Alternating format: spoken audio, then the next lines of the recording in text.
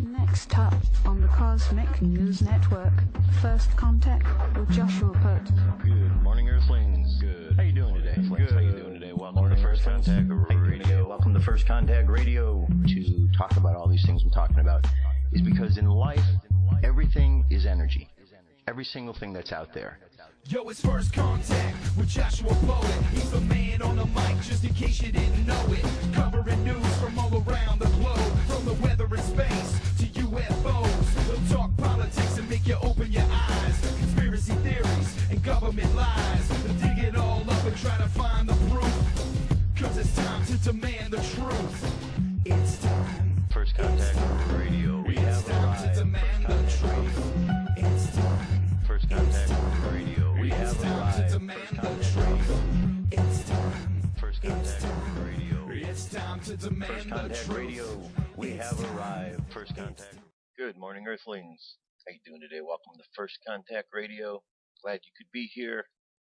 As always, today is the 18th of March, right here today. Hope you had a good St. Patrick's Day yesterday if you were celebrating. If you weren't, just hope you had a great day anyway. Alright, today we are dealing with the same elements as yesterday. Water sign Pisces for the sun sign, and the moon sign is in Libra, which is an air sign. So we have water and air, feelings and words. Okay, so just think about how feelings and words can happen. If the words are inspired by feelings, well, all bets could be off, because sometimes feelings can be running all over the place, especially with the Piscean times, because Pisces are the fish that swim in two different directions. So what we want to do is make sure that the emotions aren't going in two different directions, because that can be very confusing. So the idea is to learn how to temper the emotions, temper the feelings, so that we can keep them in balance and in check. That way the words and the actions we speak are able to make a bit more sense and aren't just, all discombobulated. So we have these words and these actions that want to express themselves underneath, and in the outside we have these feelings, which could certainly give more fuel to the way in which these words and these actions, mean. So just some things to take into consideration for the course of today. And then, of course, later this evening we're going into this void, of course, moon phase, because we're going to be transitioning from one sign to the next. That is until later this evening. So that's where we are at the moment. This week, here we're at, it says the moon, the Mars, and Spica form a striking triangle after they rise in the east late tonight and into the dawn. Okay, so we're looking for the moon, the Mars, and Spica. Those are the three going to form a nice triangle. So that's what's up in the sky tonight. Current moon phase is we're 96% of the way full on the waning moon, which means going down from a full moon back down to a new moon again. Mayan Oracle, the theme is the monkey. It's the wave spell. We're on the 9th day of that, the intention. So since the theme is about magic, today would be the intention of that magic or playfulness. Today is the storm, where we're gathering our energy, getting ready to use it. So what is the intention? So we've got all this magic, this theme of this magic, and we're along the path now where we're gathering this energy along this idea of this theme, and we're getting ready to release it. So part of the idea is understanding how we're going to release it. When we have a storm, that storm can go out. We have the opportunity to intend the way in which our storm of energy is going to go by focusing it using our mind. The phrase for today is I pulse in order to catalyze realizing energy. I seal the matrix of self-generation with the solar tone of intention. I am guided by the power of vision. That's the eagle. And we can see that we are still here in the middle pillar. One more day to go. One more day to go in this pillar. Over here at space weather, our solar wind is currently at 339.0 kilometers per second. Planetary K-index is in the quiet range. We don't see much in the way of coronal holes here at the moment. A little bitty one. We see a little, but it's much larger than we realize. Then we go down here, we see our M-class possibility has dropped down to 35, X-class to 5, and geomagnetic storm activity is just slightly lower than it was yesterday. Now our numerology for today is a number 1. Let me show you how we arrived at the number 1. You should be able to do this and know this by now. So what we've got here is we've got the month 3. Today's date is the 18th, which is 1 plus 8 is 9. The year 2014, that's a 7. So we have a 3 plus 9 plus 7, that equals 19. And then we have 19 is 1 plus 9, that equals a 10, which is a 1 plus a 0, and that equals a 1. Okay, so today's a one-tone day, and as you know by now, the ones are the magicians, the one is the new beginning, one is gathering energy together, one is starting something fresh, one is magnetizing what it is we want, attracting, all those kind of things. So that's a little mini cycle within the bigger cycles that we're at today. And again, all of these things, you know, you get the astrologies and the numerologies and the tarot and all this stuff.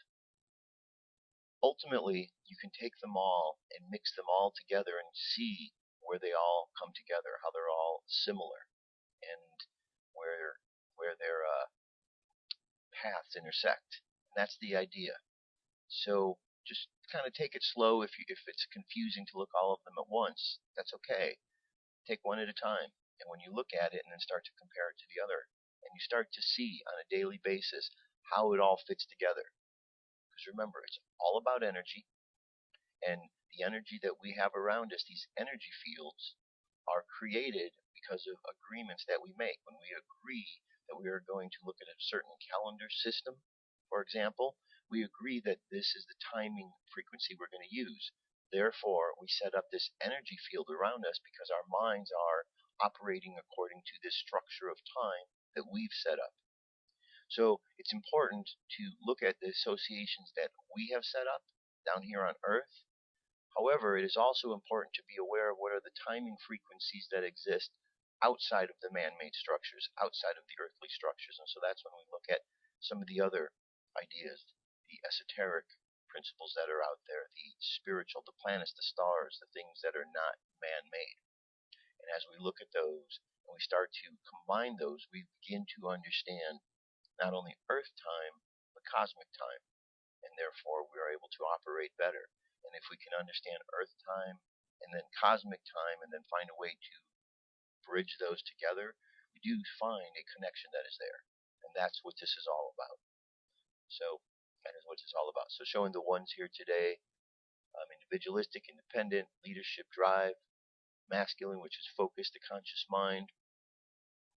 But they can be stubborn, selfish, weak, undisciplined. And again, it's the magician and the astrological sign, or the planet Mercury, which is dealing with communications. Okay, so there you go. That's the energy we're starting off with today. Make of it what you will. Use what is helpful for you for today, and the rest just let go. All right, there you have it. UFO news is up next. Stay tuned.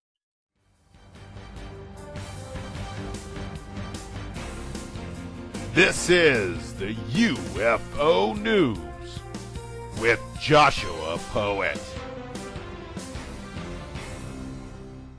Thank you very much, Dirk. All right, that is, here's our first story for today. Up by Saturn, 5 UFOs near Saturn. This was on March 8th. There's our image of Saturn. Here's an object right here. And we have a number of photographs. As you can see, all these photographs come to us from jpl.nasa. So these are directly from their source. Everyone, I thought I would share these remarkable anomalies near Saturn. There are 5 of them, and some better than others. I thought this first looks like a giant disk, but I did like to see it better. Many people said that Saturn's moon, Dione, and Titan are massive space stations, so this may confirm that fact. So I'm going to just kind of jump ahead to his sightings here, and this is an 8-minute video. So I would highly encourage you to watch this whole piece and kind of really see what's going on here. And what has been discovered. And as you know, Scott finds a lot of very fascinating objects out here in the sun, the moon, and so on. So check it out, see what you think these are. Alright, I'm going to move on to the next one here. The link's available at First Contact Radio. Now here another piece takes us to the moon's surface.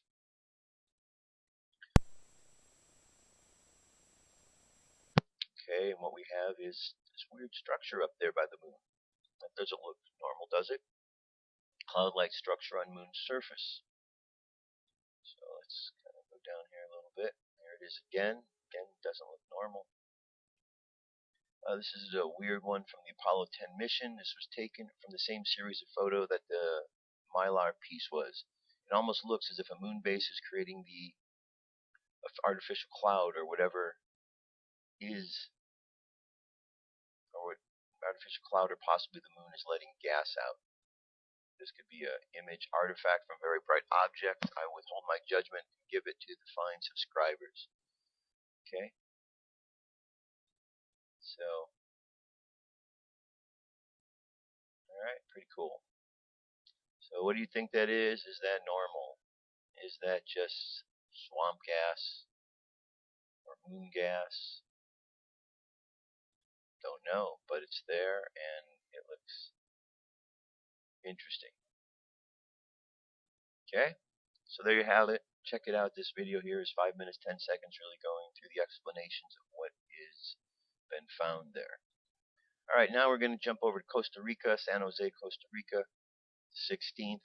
This is a strange bright orb flying across the sky of San José, the capital of Costa Rica, head of the province of San José and the nation's largest city. This was taken on Sunday the 16th. As I was in my front yard with my dogs and I saw it. I'm always looking to the sky. Fire, because it was almost land. It was red, like a fire sphere shape. It flew very fast from right to left, then disappeared. I felt surprised because an hour before I just recorded another sphere in the sky. Then I thought I wanted to see another one, and then it appeared, and then disappeared because it was cloudy. Alright, so there you go. This is in Costa Rica. Now our next story gets into a discussion of missing planes, because we're dealing with this whole missing plane that's going on right now. And this is a story. It says the mystery of missing airplanes are not new. Some had UFO intrigue. Horrific memories came flooding back for Judy Gibson Jackson on learning that another aircraft had gone missing. As the rest of the world grappled to comprehend how a Boeing 777 commercial airliner carrying 239 passengers and a crew on routine flight could simply vanish, Miss Jackson thought the plane of her own father had been when he had disappeared without a trace in 1950. The plane, a Douglas C-54D, was transporting 36 servicemen and civilians from Alaska to Montana. Not unlike the ill-fated Malaysian Airlines flight, radio contact was lost 2 hours into the flight. Yet more than 60 years later, and after one of the largest search missions ever conducted over American soil, the fate of USAF Flight 2469 and its 44 passengers and crew members remains a mystery. There are even suggestions that UFO involvement by officials based at Anchorage Air Force Base, from where it had departed. One official on duty in a control tower had reported a UFO hovering over a hangar, emitting a green light a week before the disappearance, while another claimed to have seen 3 orange cigar-shaped UFOs flying in tandem above the base 2 days after the plane vanished. And here we have videos that discuss other missing aircraft and speculate on what may have happened to the Malaysian Air 370. There was also an interview with the daughter of the man who was on that flight. Okay? And here's a bunch of videos of missing flights and so on. Alright. Alright, so anyway, I'm going to leave those for you. There's 3 videos. I'm going to move on. Okay, here we have a story that deals with death. Murder. Are people being murdered because they know too much about UFOs? Question being asked, are UFO experts being murdered?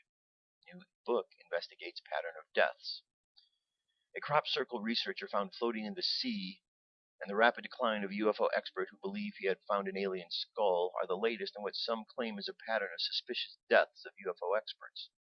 A crop circle researcher found floating off the coast of Portsmouth and the rapid decline of a UFO expert whose belief he found an ancient skull are the latest in what some UFO researchers claim is a pattern of suspicious deaths of researchers into extraterrestrial sightings stretching back as early as 1947.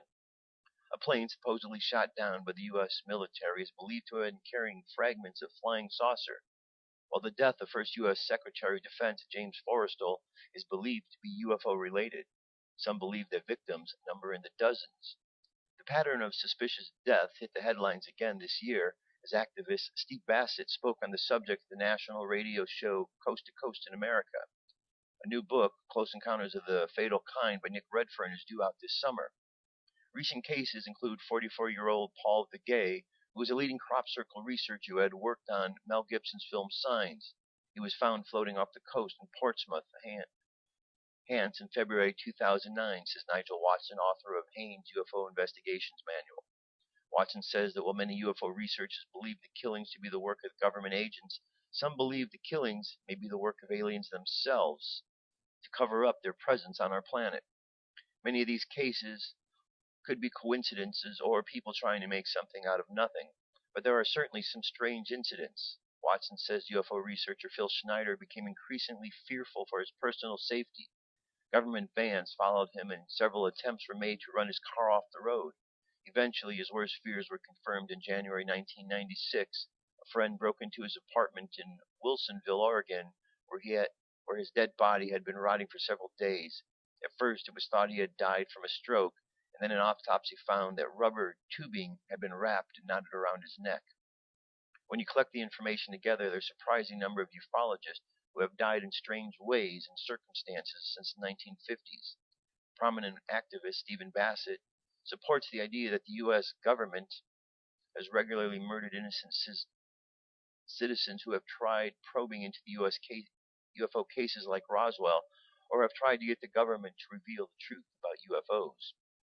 Stephen Bassett, who won the Researcher of the Year for this year's International UFO Conference, discussed a mysterious cluster of deaths that he believes to be related to government agents targeting researchers from the UFO community. Bassett says that what we are looking for are death clusters, which by their nature and proximity sit out from the background noise. I try to be careful with my language in order to minimize upset with family members. There are a number of death clusters relating to various issues over the past 20 years. If government connected, not good at all. This is a difficult matter to engage as it is impossible to prove individual events.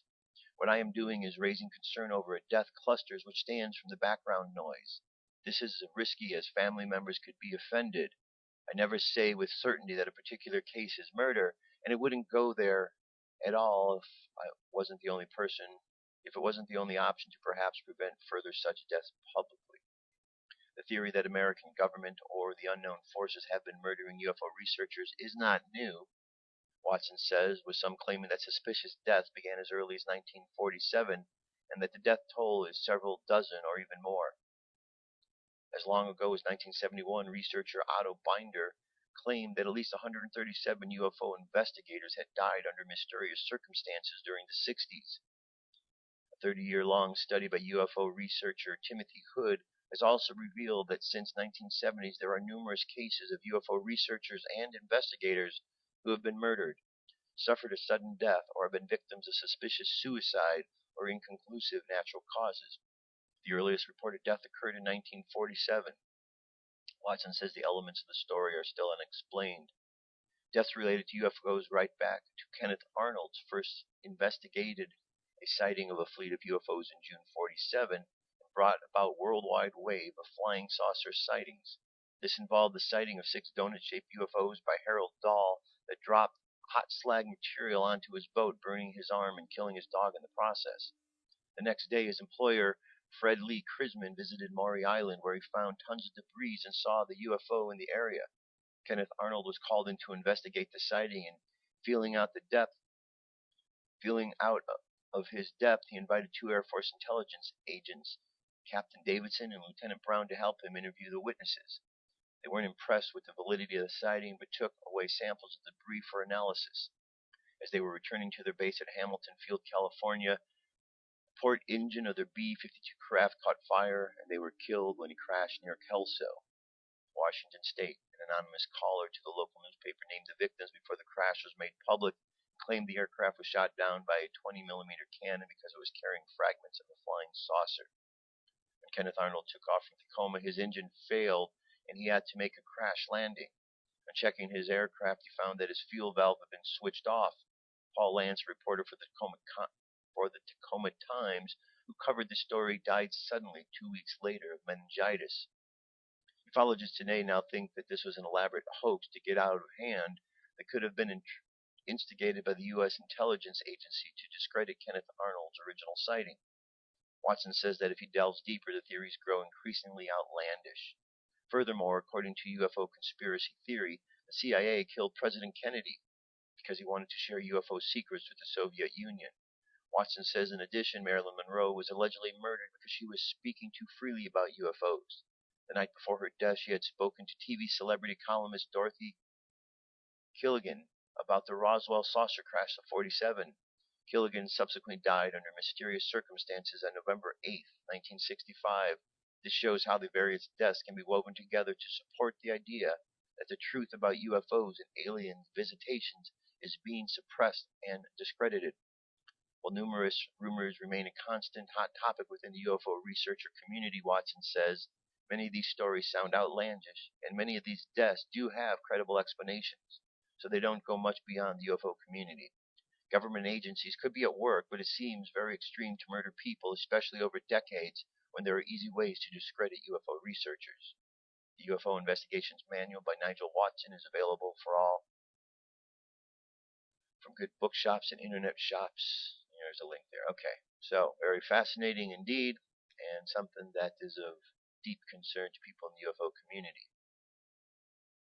Now, there's one more link. This is a link to the Ancient Aliens episode 19, season 6. Just a little, it says, demonic seduction, hybrid offspring, and alien strange abductions. In cultures throughout the world, there are tales of intimate encounters with otherworldly beings. But could these stories be more than just mythology? Scientific construction of human genetic makeup has revealed that our origins are not what we once believed. Biologists have determined that early humans mated with several other species of intelligent hominids, Neanderthals, Denisovians, and a third as of yet unidentified species may also be represented in our DNA. Is it possible that the tales spanning from fallen angels to Greek gods, medieval incubus and succubus to today's extraterrestrial encounters are all one and the same? And if so, is it all part of a greater agenda? Might examining these experiences provide not only evidence of extraterrestrial sexual intervention in the remote past, but also reveal the true nature of mankind's origins? Well, click that link and you can find out. At least find out according to what the guys at Ancient Aliens have to say. Alright, so check that out. Have you seen any of the other shows? There's the new Hangar one. I put a couple episodes up if you haven't caught them on television. So there's some good things out there, good information that is being put out. A lot more of these type of shows are seeming to come out. It seems that we're getting closer and closer to a moment when disclosure is finally going to happen, hopefully. But we're not waiting for the big disclosure from the government because, well, that may never come. We know disclosure has already happened. We're just watching to see what they're going to have to say about it. Alright, that's UFO news. I'll be back momentarily. I have a bunch more for you. Stay tuned. Come into our circle, Great Spirit. Fill our souls with peace.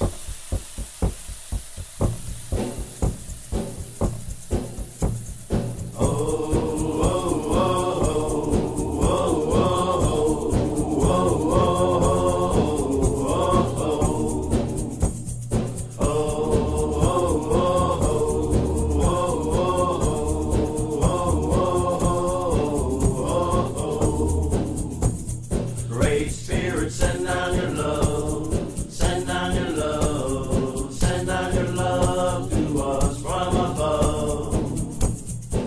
Great Spirit, send down your love, send down your love, send down your love to us from above. Oh, oh, oh, oh, oh, oh, oh, oh.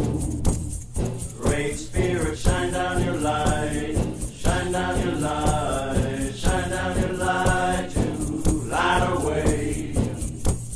Great Spirit, shine down your light, shine down your light. Alright, let's continue on. Continuing on.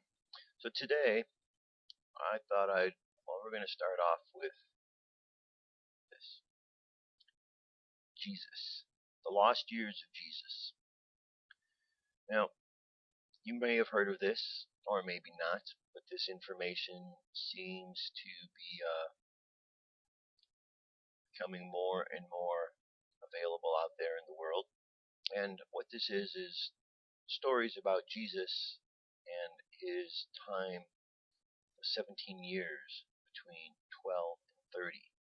Because remember, at 12 years of age, Jesus was in the temple talking with great authority to all of the other rabbis, teachers in the area, speaking with them, in such a way that astonished others. And then suddenly, after that, we don't hear anything about Jesus until he's 30 years of age. And when we're asked, what was Jesus doing? We're told, oh, he was just a carpenter. Well, really? So he went from being this knowledgeable 12-year-old to suddenly never, ever talking about any of that again? Just being a carpenter? No, there's much more to the story.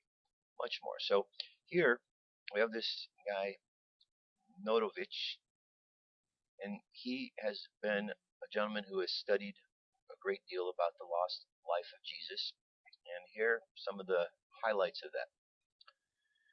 In 1894, Nicholas Notovich published a book called The Unknown Life of Christ. He was a Russian doctor who journeyed extensively throughout Afghanistan, India, and Tibet. Notovich journeyed throughout the lovely passes of Bolan, over Punjab, down the arid rocky land of Ladakh, and into the majestic vale of Kashmir of the Himalayas. During one of his journeys, he was visiting Leh, the capital of Ladakh, a city where the Buddhist convent Himis is. He had an accident that resulted in his leg being broken. This gave him an unscheduled opportunity to stay a while at the Himis convent. Notovich learned while he was there that there existed ancient records of the life of Jesus Christ. In the course of his visit at the great convent, he located the Tibetan translation of the legend and carefully noted in his Carnet de Voyage over 200 verses from the curious document known as the Life of Saint Issa. This was shown two large, yellowed volumes containing the biography of Saint Issa. Notovich enlisted a member of his party to translate the Tibetan volumes, while he carefully noted each verse in the back pages of his journal. When he returned to the Western world, there was much controversy as to the authenticity of this document. He was accused of creating a hoax and ridiculed as an impostor. In his defense, he encouraged a scientific expedition to prove the original Tibetan documents existed. One of his skeptics was Swami Abhedananda. Abhedananda journeyed in the Arctic region of the Himalayas. Described to him to find a copy of the Himis manuscript or to expose the fraud.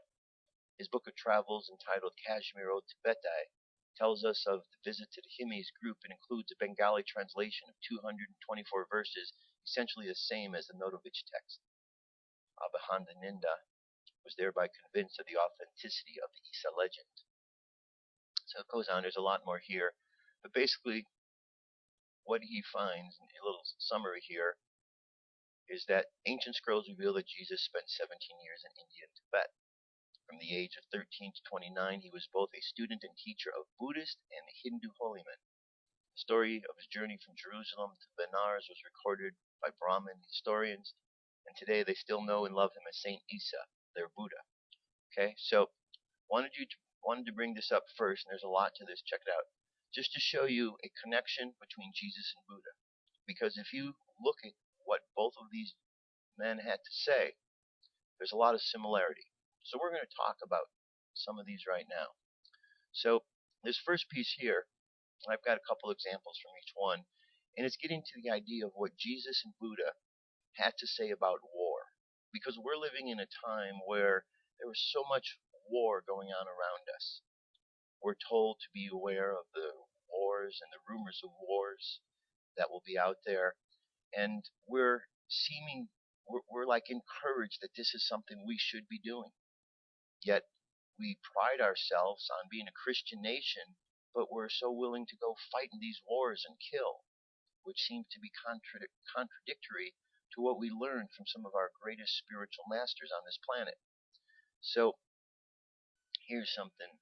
This first one says, Jesus Christ forbids war. It says the gospel that God gives to men and women through Jesus Christ is a message of peace and a gift of power and delight to live in peace. If we accept this gift, we are not shamed, forced, or reasoned into laying down weapons in war. Rather, we are transformed into new creatures. And warfare is alien to this peaceful new creature. The new creature makes war on its own unruly habits, but does not willingly injure another soul.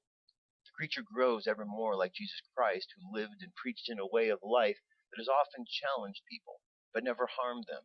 Indeed, as new creatures in Christ, we now find ourselves becoming a member of Christ's body, just as an arm, a leg, or an eye is a member of your body or mine. This is no mere poetic fancy. Membership in Christ can be experienced as truly today as in the days when the Apostle Paul preached it. And what does it mean to become a member of Christ? Well, Jesus taught his followers not to fight back against evil, but to love their enemies. The biblical records tell us that when two disciples urged revenge on villagers that had refused them hospitality, Jesus rebuked them, saying that he had come to save men's lives, not to destroy them. At the scene of his arrest in the garden, when one of his defenders cut off an attacker's ear, Jesus disarmed the defender and healed the ear. Questioned by the Roman governor of his alleged claim to kinship, he disowned armed defense in any such claim because his kingdom was not of this world. Finally, when foes had crucified him, he prayed from the cross, "Father, forgive them, they know not what they do."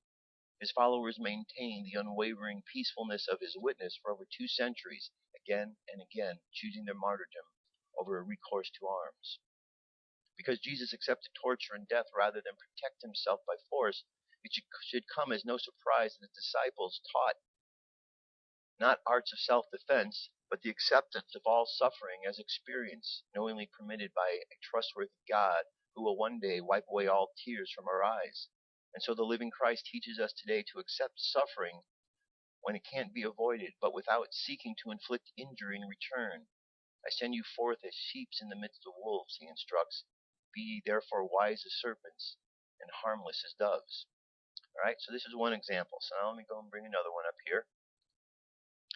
Here we have responding to angry people as Jesus did, learning spiritual martial arts. William Guthrie, PhD. Okay. Turn the other cheek. If someone takes your shirt from you, give them your coat. Bless those who curse you. For most people, these teachings of Jesus are painfully misunderstood or seemingly impossible. Yet every week, if not every day, you are insulted, criticized, or mistreated by someone. How do you deal with these situations? How about looking at them as an opportunity to grow, to be more like Jesus by responding as he would? Read on if you're brave enough. Let's go over Jesus' teaching on anger from the Sermon on the Mount to see if we can get a better understanding of them. Notice how he focuses on the problems we have with anger in our hearts. He said, don't let anger control you. Address it in love. I tell you that anyone who is angry with his brother will be a subject to judgment. Therefore, if you are offering your gift at the altar, and there remember that your brother has something against you, leave your gift there in front of the altar. First go and be reconciled with your brother. Then come and offer your gift. Settle matters quickly with your adversary. Jesus is not saying that the emotion of anger is sinful. He is saying that anger is dangerous. Be careful. Stand before the Lord as your gracious judge and ask yourself, what am I angry about? Why am I angry? What is an honest and gracious way to deal with this? Then seek to resolve the conflict that angers you ASAP, and do so in love. This is so important that you may need to interrupt a sacred ritual or a time of prayer. Be the first to say I'm sorry or to offer empathy and compassion. Of course, this is not fair, but do it anyway because God does it for you. You can forgive as the Lord forgives you. Love your enemies, bless those who curse you, do good to those who hate you, and pray for those who persecute you, that you may be sons of the Father in heaven. He causes the sun to rise on the evil and the good, and sends rain on the righteous and the unrighteous. Okay, so we have a lot more examples here. Here's look how Jesus applied his own teachings to the way he dealt with the conflicts of the religious leaders. They judged him for letting a prostitute sit at his feet crying, washing his feet with her tears and anointing them with perfume. Jesus told them a story that honored the woman for showing much love because she received much forgiveness, and confronted the Pharisees for showing little love because she received little forgiveness. They criticized Jesus and his disciples for picking heads of grain on the Sabbath. Jesus asked them if they read the scriptures that demonstrate that the Sabbath is about God's mercy, not sacrifice. They plotted to kill him after he healed the man with shriveled hand on the Sabbath day, so he withdrew. They accused him of being in league with the devil after he delivered a possessed man. Jesus calmly explained that theirs was a war between the kingdom of God versus the kingdom of Satan, good versus evil, he and his followers versus them. So there are some more examples. We have a lot more. I want to continue on. We're going to jump over here to Buddhism. And this is Buddhism and the Soldier. So different people have understood Buddhism differently. It is often debated whether Buddhism is a religion, philosophy, or a way of life, or not. Since Buddhism contains all these aspects, one is justified in drawing any conclusion so long as one does not give an exclusive or rigid title. The Buddha Dharma, or doctrine, as most scholars say, is a moral and philosophical system which expounds a unique path of enlightenment and is not subject to be studied from a mere academic standpoint. It is certainly to be studied, more to be practiced, and above all to be realized by oneself. So we have the information on the Eightfold Path here, but what we're going to do is we're going to scroll down here, and we're going to say Buddhist teachings are quite clear in regard to the extent in which love and compassion should expand. Sabasate Bhavantu Sakahita, for example, may all beings be happy. Buddha not only condemned the destruction of living beings as a Hylar Sila, he also condemned the destruction of the plant life. Buddhism believed the way where plant, animal, and lives were protected. How does one explain the destruction and suffering caused by war? War is violence, killing, destruction, blood, pain. Has Buddha accepted these? According to Buddha, the causes of war, being greed, aversion, and delusion, are deep-rooted in the human mind. The milestones of the path, being sila, samadhi, and panna, make the human being realize the causes that contribute to warfare and the need for the eradication of the same. The Buddha said, "All tremble at violence, all fear death. Comparing oneself with others, one should neither kill nor cause others to kill. Hence any form of violence is not acceptable." He further says, "Victory breeds hatred. The defeated live in pain. Happily, the peaceful live, giving up victory and defeat." Victory and defeat are two sides of the coin of war. It is clear in Buddhism what breeds in war, whether it is victory or defeat. Okay, I'm going to go from here to this next one, and here we have war in Buddhism. To Buddhists, war is akusala, unskillful, evil. Yet Buddhists sometimes fight in wars. Is war always wrong? Is there such a thing as a just war? Theory in Buddhism? Buddhist scholars say there is no justification for war in Buddhist teaching. Yet Buddhism has not always separated itself from war. There is historic documentation that in 621 CE, monks from the Shaolin Temple of China fought in a battle that helped establish the Tang dynasty. In centuries past, the heads of Tibetan Buddhist schools formed strategic alliances with Mongol warlords and reaped benefits from the warlords' victories. The links between Zen Buddhism and samurai warrior culture were partly responsible for the shocking collusion of Zen and Japanese militarism in the 30s and in the 40s. For several years, virulent jingoism seized Japan's Zen. The teachings were twisted and corrupted to excuse killing. Zen institutions not only supported Japanese military aggression, but raised money to manufacture war planes and weapons. Observed from a distance of time and culture, these actions and ideas are inexcusable corruptions of Dharma, and any just war theory that arose from them were products of delusion. This episode serves as a lesson to us not to be swept up in the passions of the culture we live in. Of course, in volatile times, that is easier said than done. In recent years, Buddhist monks have been leaders of political and social activism in Asia. The Saffron Revolution in Burma and the March 2008 demonstrations in Tibet are the most prominent examples. Most of these monks are committed to nonviolence, although there are always exceptions. More troubling are the monks of Sri Lanka, who led the Jatika Hela Umaya, the National Heritage Party, a strongly nationalist group that advocates a military solution to Sri Lanka's ongoing war. So the question asked, is war always wrong? Buddhism challenges us to look beyond a simple right-wrong dichotomy. In Buddhism, an act that sows the seed of a harmful karma is regrettable, even if it is unavoidable. Sometimes Buddhists fight to defend their nations, homes, and family. This is not wrong, yet even in these circumstances, to harbor hate for one's enemy is still a poison, and any act of war that sows the seeds of future harmful karma is still aksula. Buddhist morality is based on the principles, not rules. Our principles are those expressed in the precepts and the four immeasurables: loving kindness, compassion, sympathy, joy, and equanimity. Our principles are also kindness, gentleness, mercy, and tolerance. Even the most extreme circumstances do not erase these principles or make it righteous or good to violate them. All right, whether or not it is good or righteous to stand aside while innocent people are slaughtered. And the late then Dr.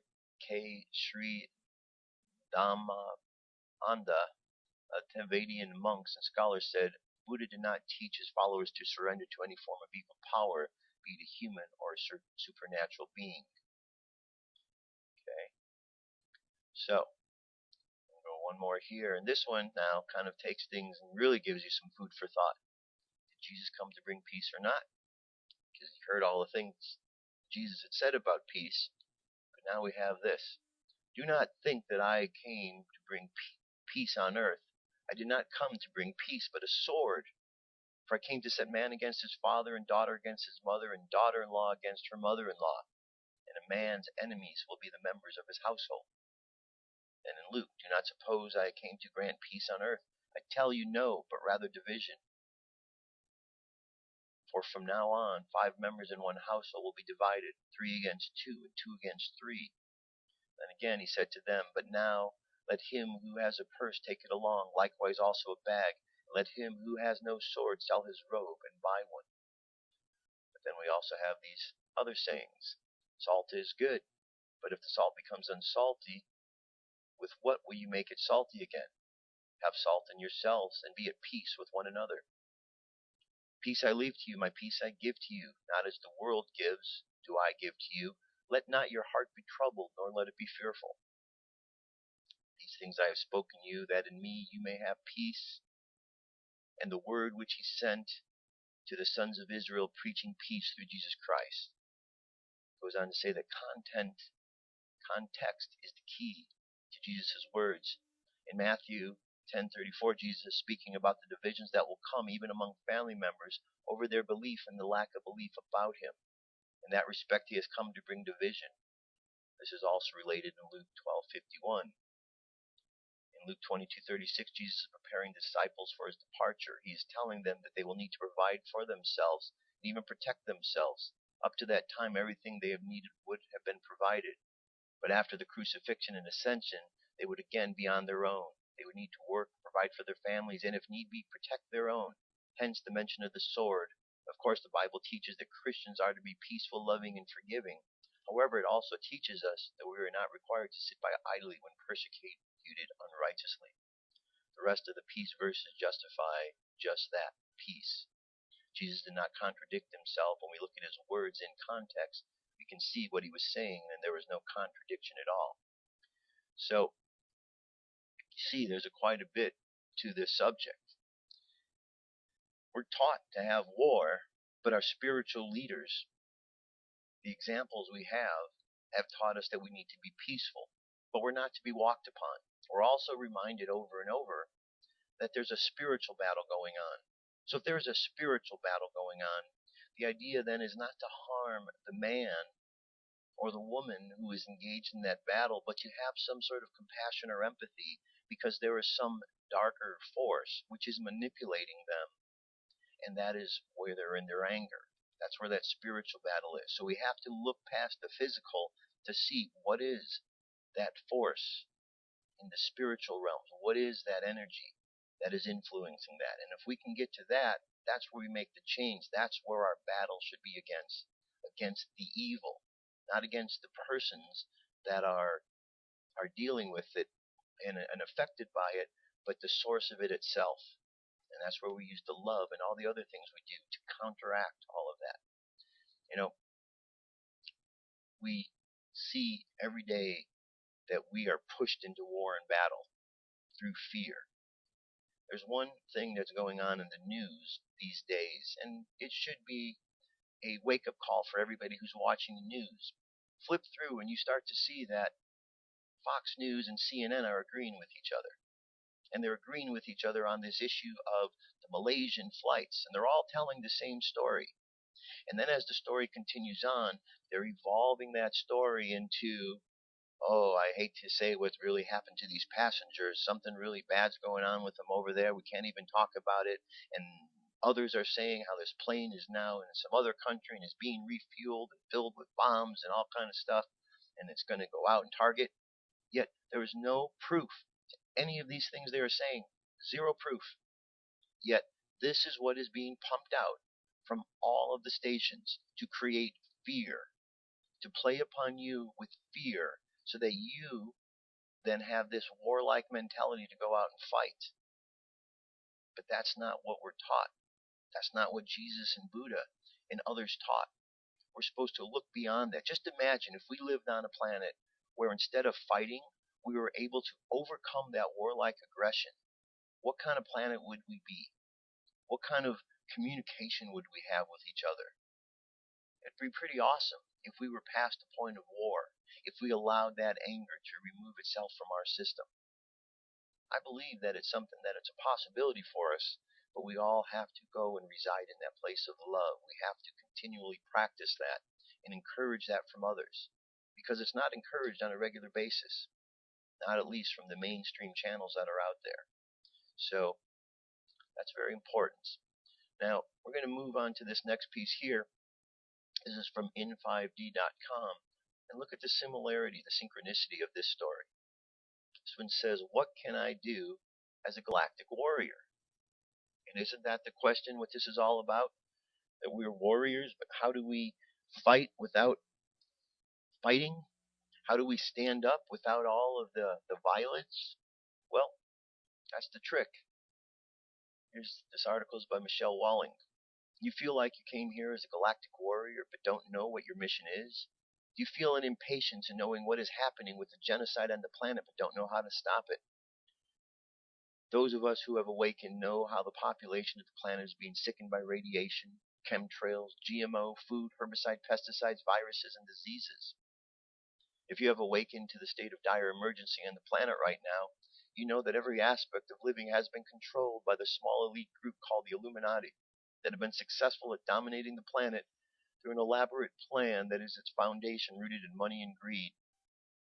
It has seemed like a battle that cannot be won and will not be solved in the level of consciousness in which it was created. You've been watching and listening as messages of promise have been shared that say that the light forces will win the battle. Many people have come forth and have said that they remember that they have come back from the future around 2040 because future humanity was not successful in pulling away from the control group. There are other people who say they have come here from the other galaxies and universe because they heard the call. The problem is that we are all here, but when we were born we forgot so much that we needed to remember in order to complete our mission. With that being said, it seems like things are actually unfolding as we knew it would, although it does seem cruel and unfair. While the Illuminati is playing out their genocide, they are also hanging their own necks. Pluto and Capricorn are shedding a light on the truth of what is happening, just as it should. The light forces have a trump card that are just waiting to be played, like pushing over the first domino that will knock every single domino over in its path. This will be the end of control over humans on this planet who choose to free themselves. For many people, the shock of how they have been manipulated will be too much for them to handle, and they will choose to leave their bodies. Some will choose to leave their bodies because they have done what they have come here to do. For others it will be as if a light bulb goes off inside their heads, and they will be ready to get to work and do what is needed to create a new earth for their children and their grandchildren. There will be a series of events that will be undoubtedly serve as an awakening for the rest of humanity. And the Illuminati play their last cards. The events have been around the corner for many years and are in the final stages of unfolding right now. There are billions of space brothers and sisters of the light that are working together with patience to allow certain events to happen. They are allowing as many people as possible to begin waking before collectively triggering a shift in consciousness that will tip the scales in favor of the light forces. The saving grace planned by the light forces has been described as a shift in planetary vibration. Will take those who choose it another dimension on Earth where the dark forces of the Illuminati cannot touch them. In other words, because of an increase in vibration in the body, your consciousness and experience will be a match to a dimension that is not seen from our current perspective. Those that do not choose the higher vibrational way of living will be allowed to experience the control system in the lower vibrations on another planet, because the planet itself is also shifting to a higher level of existence. Some light workers have been working on holding the space or level of vibration of the planet and the human consciousness. When a planet shifts in consciousness and vibration, it could cause cataclysmic events, like volcanoes or earthquakes that could wipe out cities. Thus, some people came here to hold a balance while Earth goes through labor. While many of these people are doing this consciously, some of them simply living a life here on Earth and either complete their work in their sleep state or carry joy and happiness in their awake state, which does the balancing for them. Some people are activists and are out there marching against the government or Monsanto. Some people are writing articles, whistleblowing, or spreading the truth on the internet in order to provide information for those who awaken from the magic fog that has been placed on people's minds. Yet, there is still a percentage of awakened people that want to do something but don't know what to do. If you are in the latter group, know that you have a very special role indeed. There will be a time that the Earth's vibration has reached a point that will allow the human body to resonate with it to such an extent that parts of our DNA will be vibrated into action. When this occurs, we will be able to remember what it was that we are supposed to be doing. We will have a stronger connection with our higher aspects of ourselves, as we will be, as well as other beings of light. Each of us has a special vibrational way of living as humans. In other words, many of us came here to be part of the cleanup crew. Have you ever imagined what our planet would look like without electrical and telephone poles? What about the unsightly turbine wind farms or fields of solar panels? Have you ever imagined what our streets would look like on a garbage day without piles of trash sitting on the curbs? Have you imagined unpolluted waters and lands teeming the vibrant floral and fauna of life again? Well, this is your job right now. Imagine how you would make it all disappear, and imagine what heaven on earth would look like. The power of the mind and imagination is a secret that has been kept from us during this enslavement. I'm going to scroll down here to the end. It says, remember the plan. We plan to incarnate within the human race in order to exert our free will, demanding an end to the tyranny and dark force control over the planet. It is time to stand in our power of free will by using our voice to intend that humanity be free. The one thing you can do to end this game is to connect with your Creator, your higher self, the higher aspects of yourself that are past and future lives, and the higher vibrational beings of the light that are here to help us make the transition and command that this is the end as soon as possible in the best interest of humanity. The intentions of a small group within the light will far outweigh the negative, darker forces on the planet. This will contribute to trigger the shift that will raise the consciousness out of darkness. When this is accomplished, the cogs of the wheel will click into place, the doorway will open, and the light will shine through, illuminating things brighter than we can ever imagine. There is a light at the end of the tunnel, and it is us. We are the ones we have been waiting for, and we are preparing for our final battle, the cleanup and the takeover of planet Earth by the forces of love and light. We are the Galactic warriors, and our weapon has been patience. Our future weapon is responsible thought and manifestation, that is creation from the heart space, and is what will free humans to be able to return home. Spend much time in imagination of what you want in life, this planet to look like, and how freedom will be the new way of life on planet. Most importantly, don't miss your cue. When the perfect storm hits, be ready to take back control of your life and be the example for others to follow. Okay? So, very important. And I think that's the big question that we're all needing to know. How do we fight without being violent. Okay, we need to understand. We need to understand, what's going on. So, all right, we're going to move to this message. This is a message from God. Here it is for today.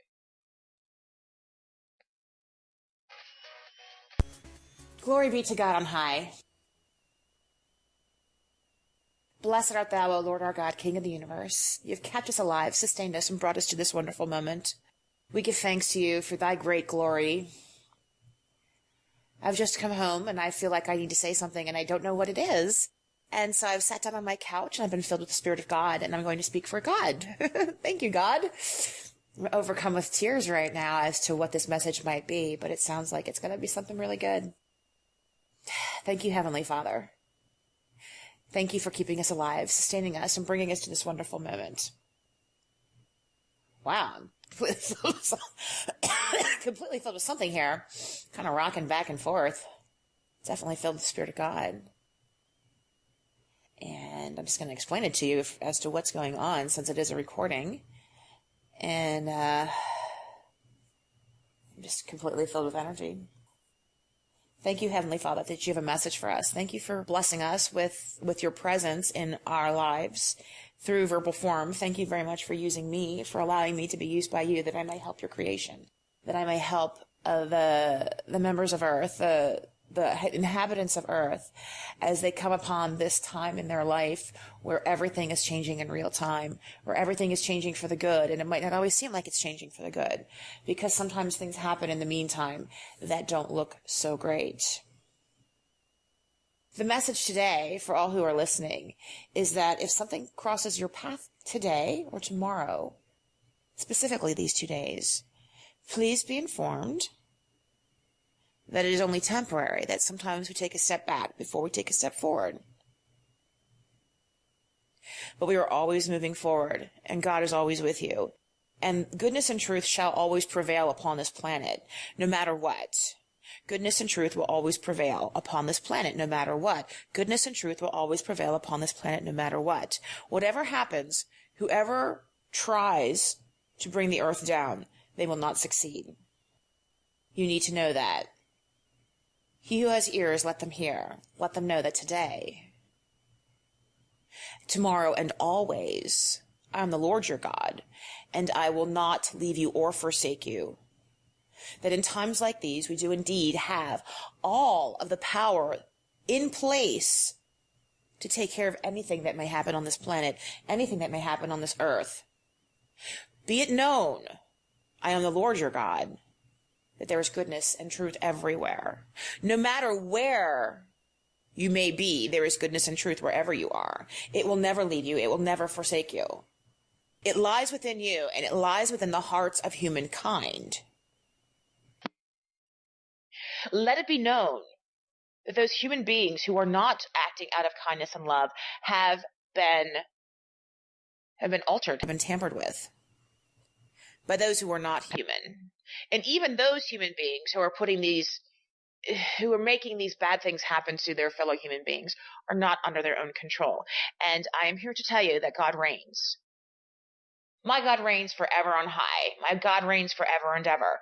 And let it be known upon the earth that truth will prevail within the hearts of man, in the hearts of mankind, be that humankind. Let it be known that the human race is winning this, and there will be no other outcome. I am the Lord your God, and I have spoken. All right, then. All right. Good message for today. Good message there. Just kind of fits along with everything we're saying, right? There's a spiritual battle going on, but God has our back. Just need to remember that. I know we live in a time where there's many folks on this planet don't quite understand God. They get freaked out when they hear the term, or they're willing to deny, or don't lose that faith. Keep believing, because good is happening. God is happening. All right, let's get over to our meditation for today. Close your eyes, take a deep breath, and exhale. Take another deep breath, and exhale again. Now, as you continue breathing, just contemplate this affirmation for today. I stand in the awareness of an awesome God. Today I walk boldly and freely into my divine destiny. I am filled to overflowing with the good of God. Spirit-inspired teachings light my path and show the way. My body temple is a fit and fine instrument for God to express. Gracefully and gratefully, I live these words of truth, and so it is. Amen. And so it is that we live these words of truth. And so it is that we understand that we are warriors of love, warriors of peace. And as we contemplate the challenges, we remember that the battle is not with other humans, for humans are just tools for other forces. And oftentimes humans are controlled. And as we think about this control, we think about the forces beyond the control. We realize that it is in the spiritual realms where the forces of dark and light clash. And therefore we must go to these realms. Seek the guidance of the angels who battle against these forces. Seek the guidance of the spiritual masters upon this planet Earth who have told us how to stand up against the darkness. Imagine yourself now as a being of light. All of your chakras are activated from the bottom of the spine up: red, orange, yellow, green, blue, indigo, and violet. Your body is filled with light. This light is overflowing, and imagine this armor of protection around you. And as you go into the world today, imagine that this armor is there to shield you from any negativity, any doubts, any fears that may try to present themselves across your path. Know that the love within your heart will go out and it will shine brightly to dissipate the doubts and the fears. So armed with this love and this armor of protection, you walk through the world in complete confidence, in complete safety and truthfulness of God, and see yourself walking along the path in that way. Imagine as you do that others follow that example. And as we walk through life in this truthful, loving, peaceful way, let's imagine the world as healthy and whole. Let's imagine the oceans and the waters being clean and purified. Let's imagine the land being cleaned and purified, and all of those things which poison the earth, let's imagine them gone. Let's imagine all of those who are involved in poisoning the planet, those who are so far gone because of all of the negativity they've allowed into their life. Let's just release their souls by sending them light and love, that they may dissipate, that they may go back to the great whole where they can be recycled back as love. And let us know that through love we can change everything. And by simply loving one another,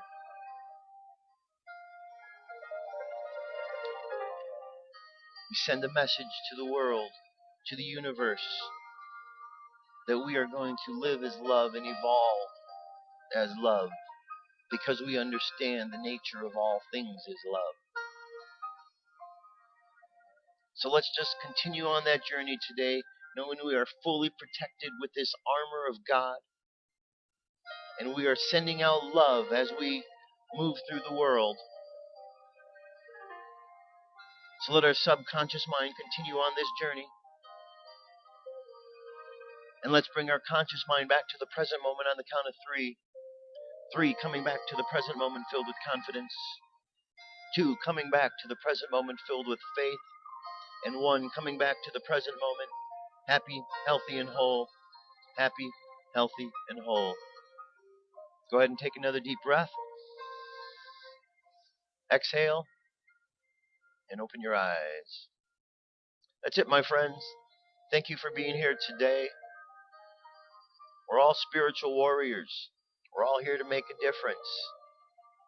We just need to remind ourselves and just know that God's got our back. God is for us. Who can be against us? I'll be back tomorrow with more news and information. Have an awesome day. First Contact Radio is where you can find all the links, firstcontactradio.com. Till then, have an awesome day, and I'll talk to you soon. Peace. I'm out of here.